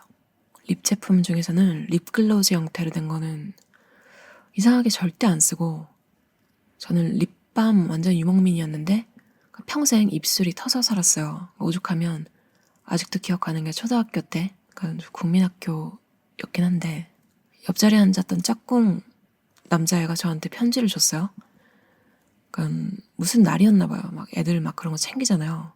뭐야 나 좋아하나? 이렇게 생각하고 딱 펼쳐보니까 관심은 좀 있었나 봐요. 근데 결과적으로 마지막에는 챕스틱 같은 것 좀 사서 발라. 지가 사주든가.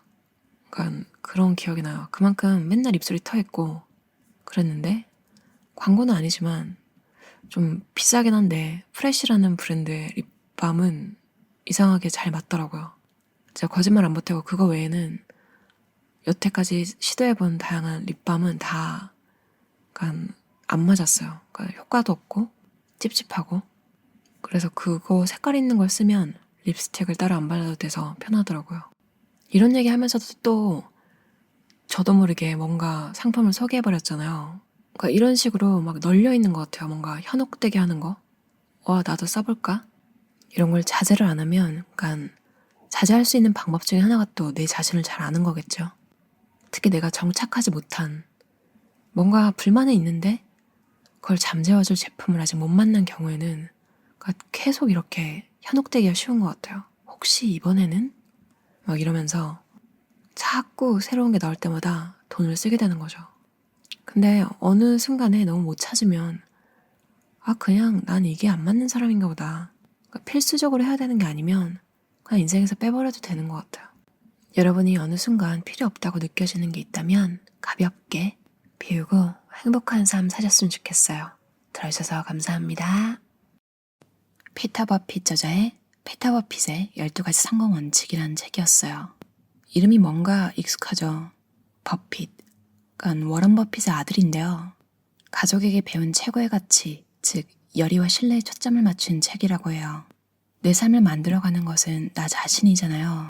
되게 부담스러우면서도 또 가장 큰 기회라고 할 수 있는데요. 아버지가 직업관을 갖는 게 얼마나 중요한지 가르쳐 주셨다고 해요. 바람직한 직업관이란 우선 자신을 잘 파악하고 좋아하는 일을 찾아내는 데서부터 시작하는 것. 그럼으로써 일은 비로소 즐거운 것, 나아가 신성한 것이 되는 것이라고 가르쳤다고 해요. 피터 버핏이 어렸을 때 워런 버핏은 대부분 집에서 일했는데 침실 옆에 좁고 조용한 사무실에 틀어박혀서 내용을 알 수 없는 두꺼운 책들을 막 주의 깊게 읽고 계셨대요. 나중에 알고 보니까 그게 회사와 주식에 관한 세세한 통계 분석 자료였다고 해요. 그런 아버지를 보면서 일이란 모름지기 벅차고 치열해야 한다는 것, 그리고 일이란 모름지기 나를 행복하게 만들어줘야만 한다는 것이었다. 아버지가 그렇게 집중하는 모습을 보고 이런 생각을 가졌다고 해요. 우리는 모두 힘의 원천, 사람이라면 누구에게나 있는 잠재력이 있다고 해요.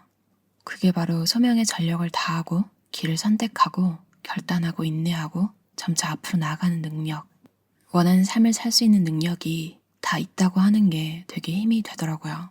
자기만의 삶을 사는 거.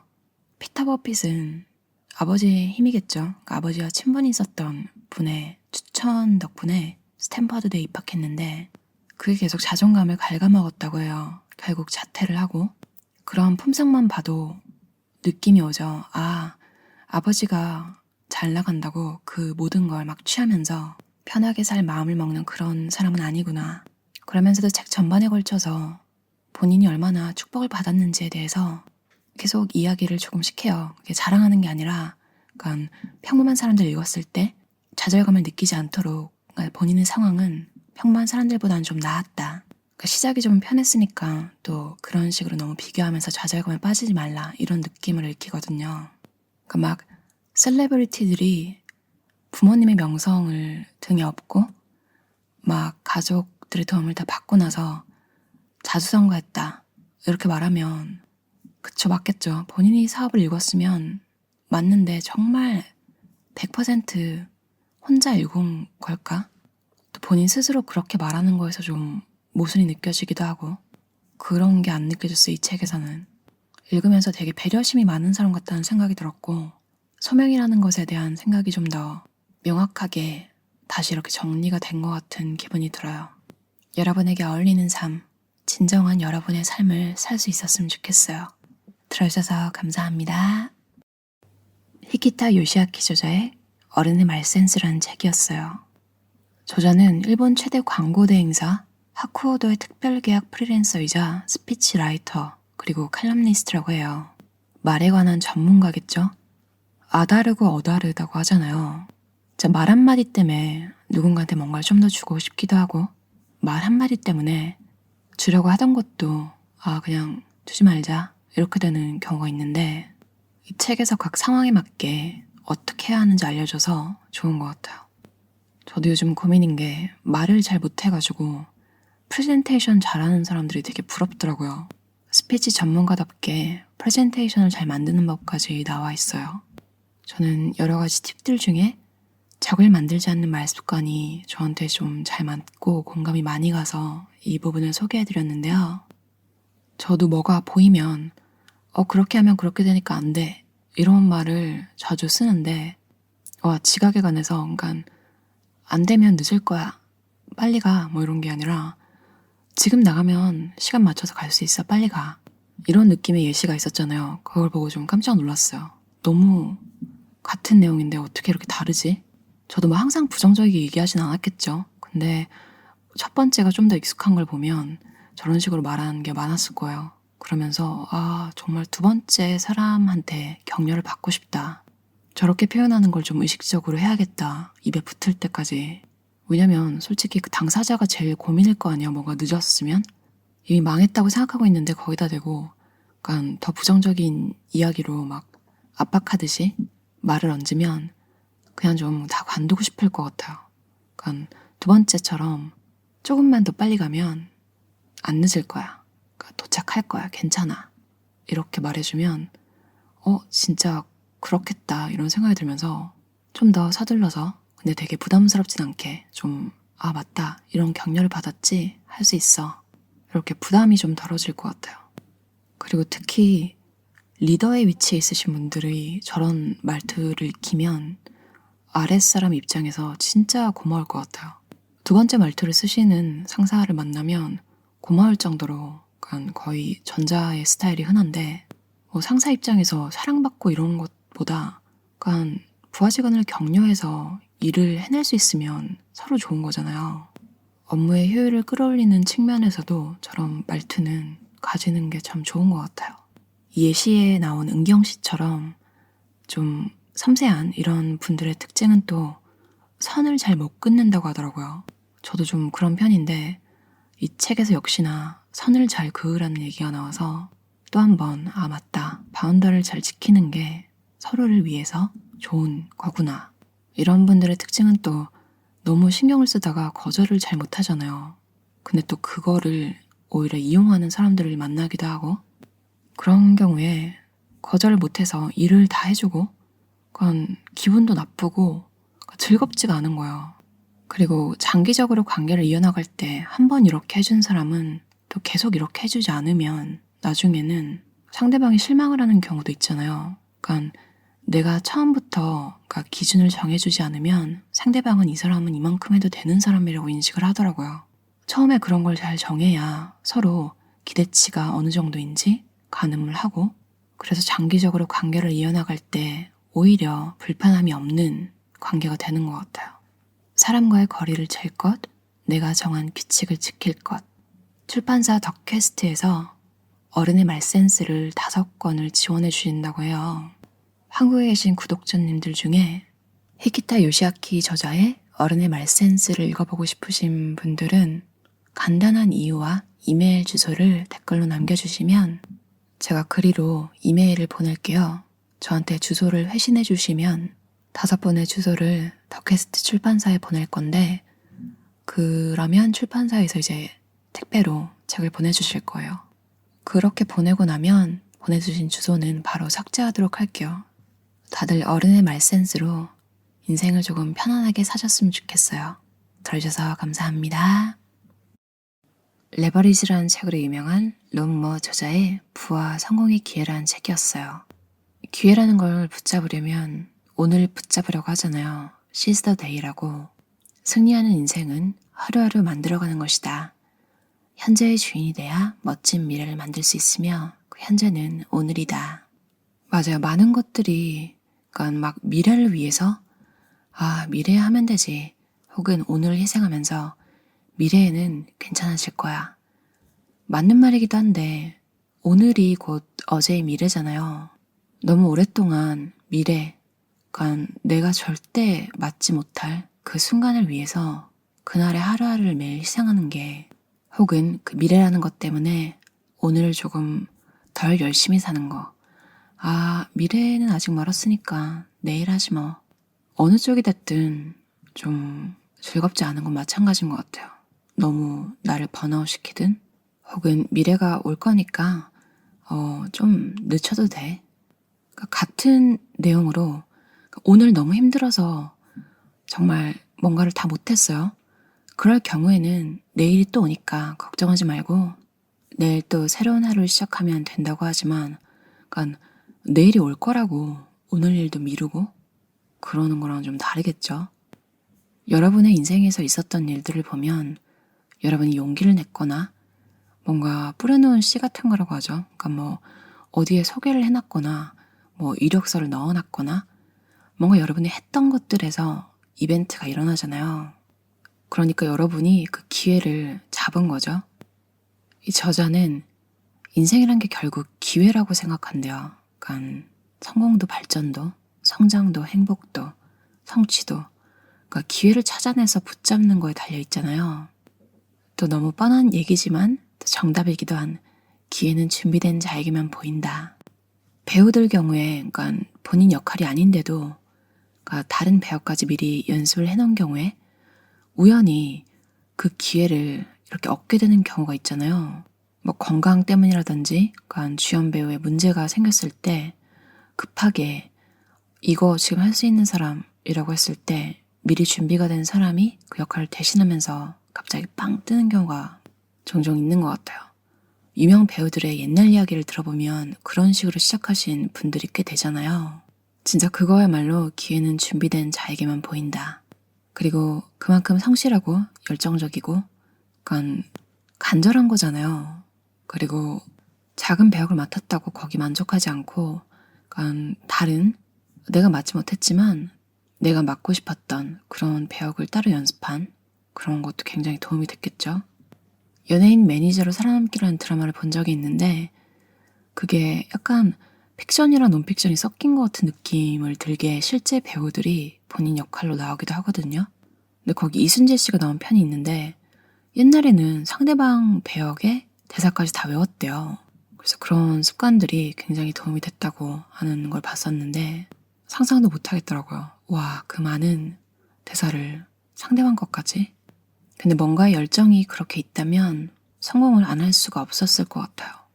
많이 알수록 다 보이잖아요. 여행을 가도 미리 내가 좀 준비를 해서 서치를 해놨던 곳이 더 잘 보이고 가고 싶었던 곳도 미리 생각해서 거기 가고 우연으로 여러 군데 가는 것도 재밌지만 물론 내가 가고 싶었던 곳, 먹고 싶었던 음식, 하고 싶었던 일 같은 걸 미리 준비해 놓으면 그거를 할 수 있는 확률이 당연히 더 올라가겠죠.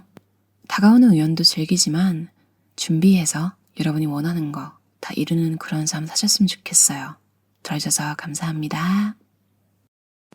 박세니 저자의 당신은 생각보다 멘탈이 강한 사람입니다 라는 책이었어요. 제가 힘들었던 날 밤에 읽은 책인데 되게 도움이 되더라고요. 뭐야, 이렇게 말할 수 있는 사람은 편하고 행복하게 살아온 거 아닐까? 그래서 이렇게 쉽게 말할 수 있는 거 아닐까? 본인도 그렇게 생각하셨으니까.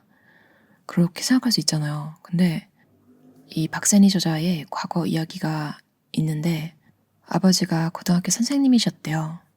그러니까 완전 가난한 그런 건 아니었겠죠. 근데 부모님이 자주 싸우셨고 아버지는 어머니에게 좀 막말을 하시고 손찌검까지 하셨다고 해요. 그러니까 그런 모습을 볼 때 그 어린 저자가 얼마나 무기력했겠어요. 그런 이야기가 있고 그러니까 눈을 잘 못 마주쳤대요, 사람들이랑. 왜냐면 자신감도 없고 그러니까 자꾸 주눅이 드니까 그랬겠죠. 이제 어머니가 너그럽거나 그러신 이야기면 좋겠는데 제가 이 부분을 보고 좀 깜짝 놀랐어요. 저도 이런 얘기를 듣고 자란 적이 있어서 전 심지어 이렇게 말하신 분이 뭐 일방적으로 폭행을 당하거나 그런 것도 아니라 본인이 좀 해서는 안 되는 일을 하고 그냥 싸움이 일어났을 때 어린 저한테 남의 집 아이들은 부모님 싸우면 다 말리던데 너는 왜 말리지도 않고 그러냐. 제가 이 말을 자주 들었던 게 아직도 기억이 나거든요. 그러니까 진짜 못났죠. 자기가 잘못해놓고 애한테 싸움 안 말렸다고 지금 뭐라 하는 거잖아요.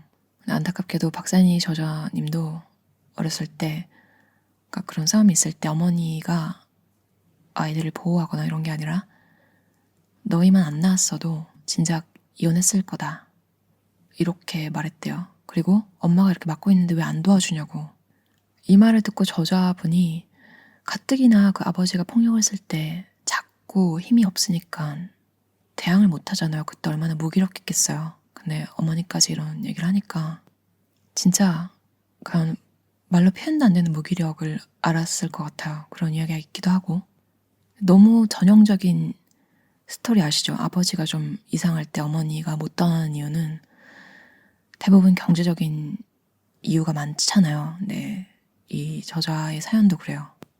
더 스토리가 있지만 이쯤에서 정리를 하고 이 저자가 어떻게 벗어났는지는 제가 읽은 부분에 내용이 좀 있기도 했는데요. 저자가 책을 만난 거예요. 처음으로 저자에게 너도 뭐든지 할 수 있는 사람이야. 이런 메시지를 준 거죠.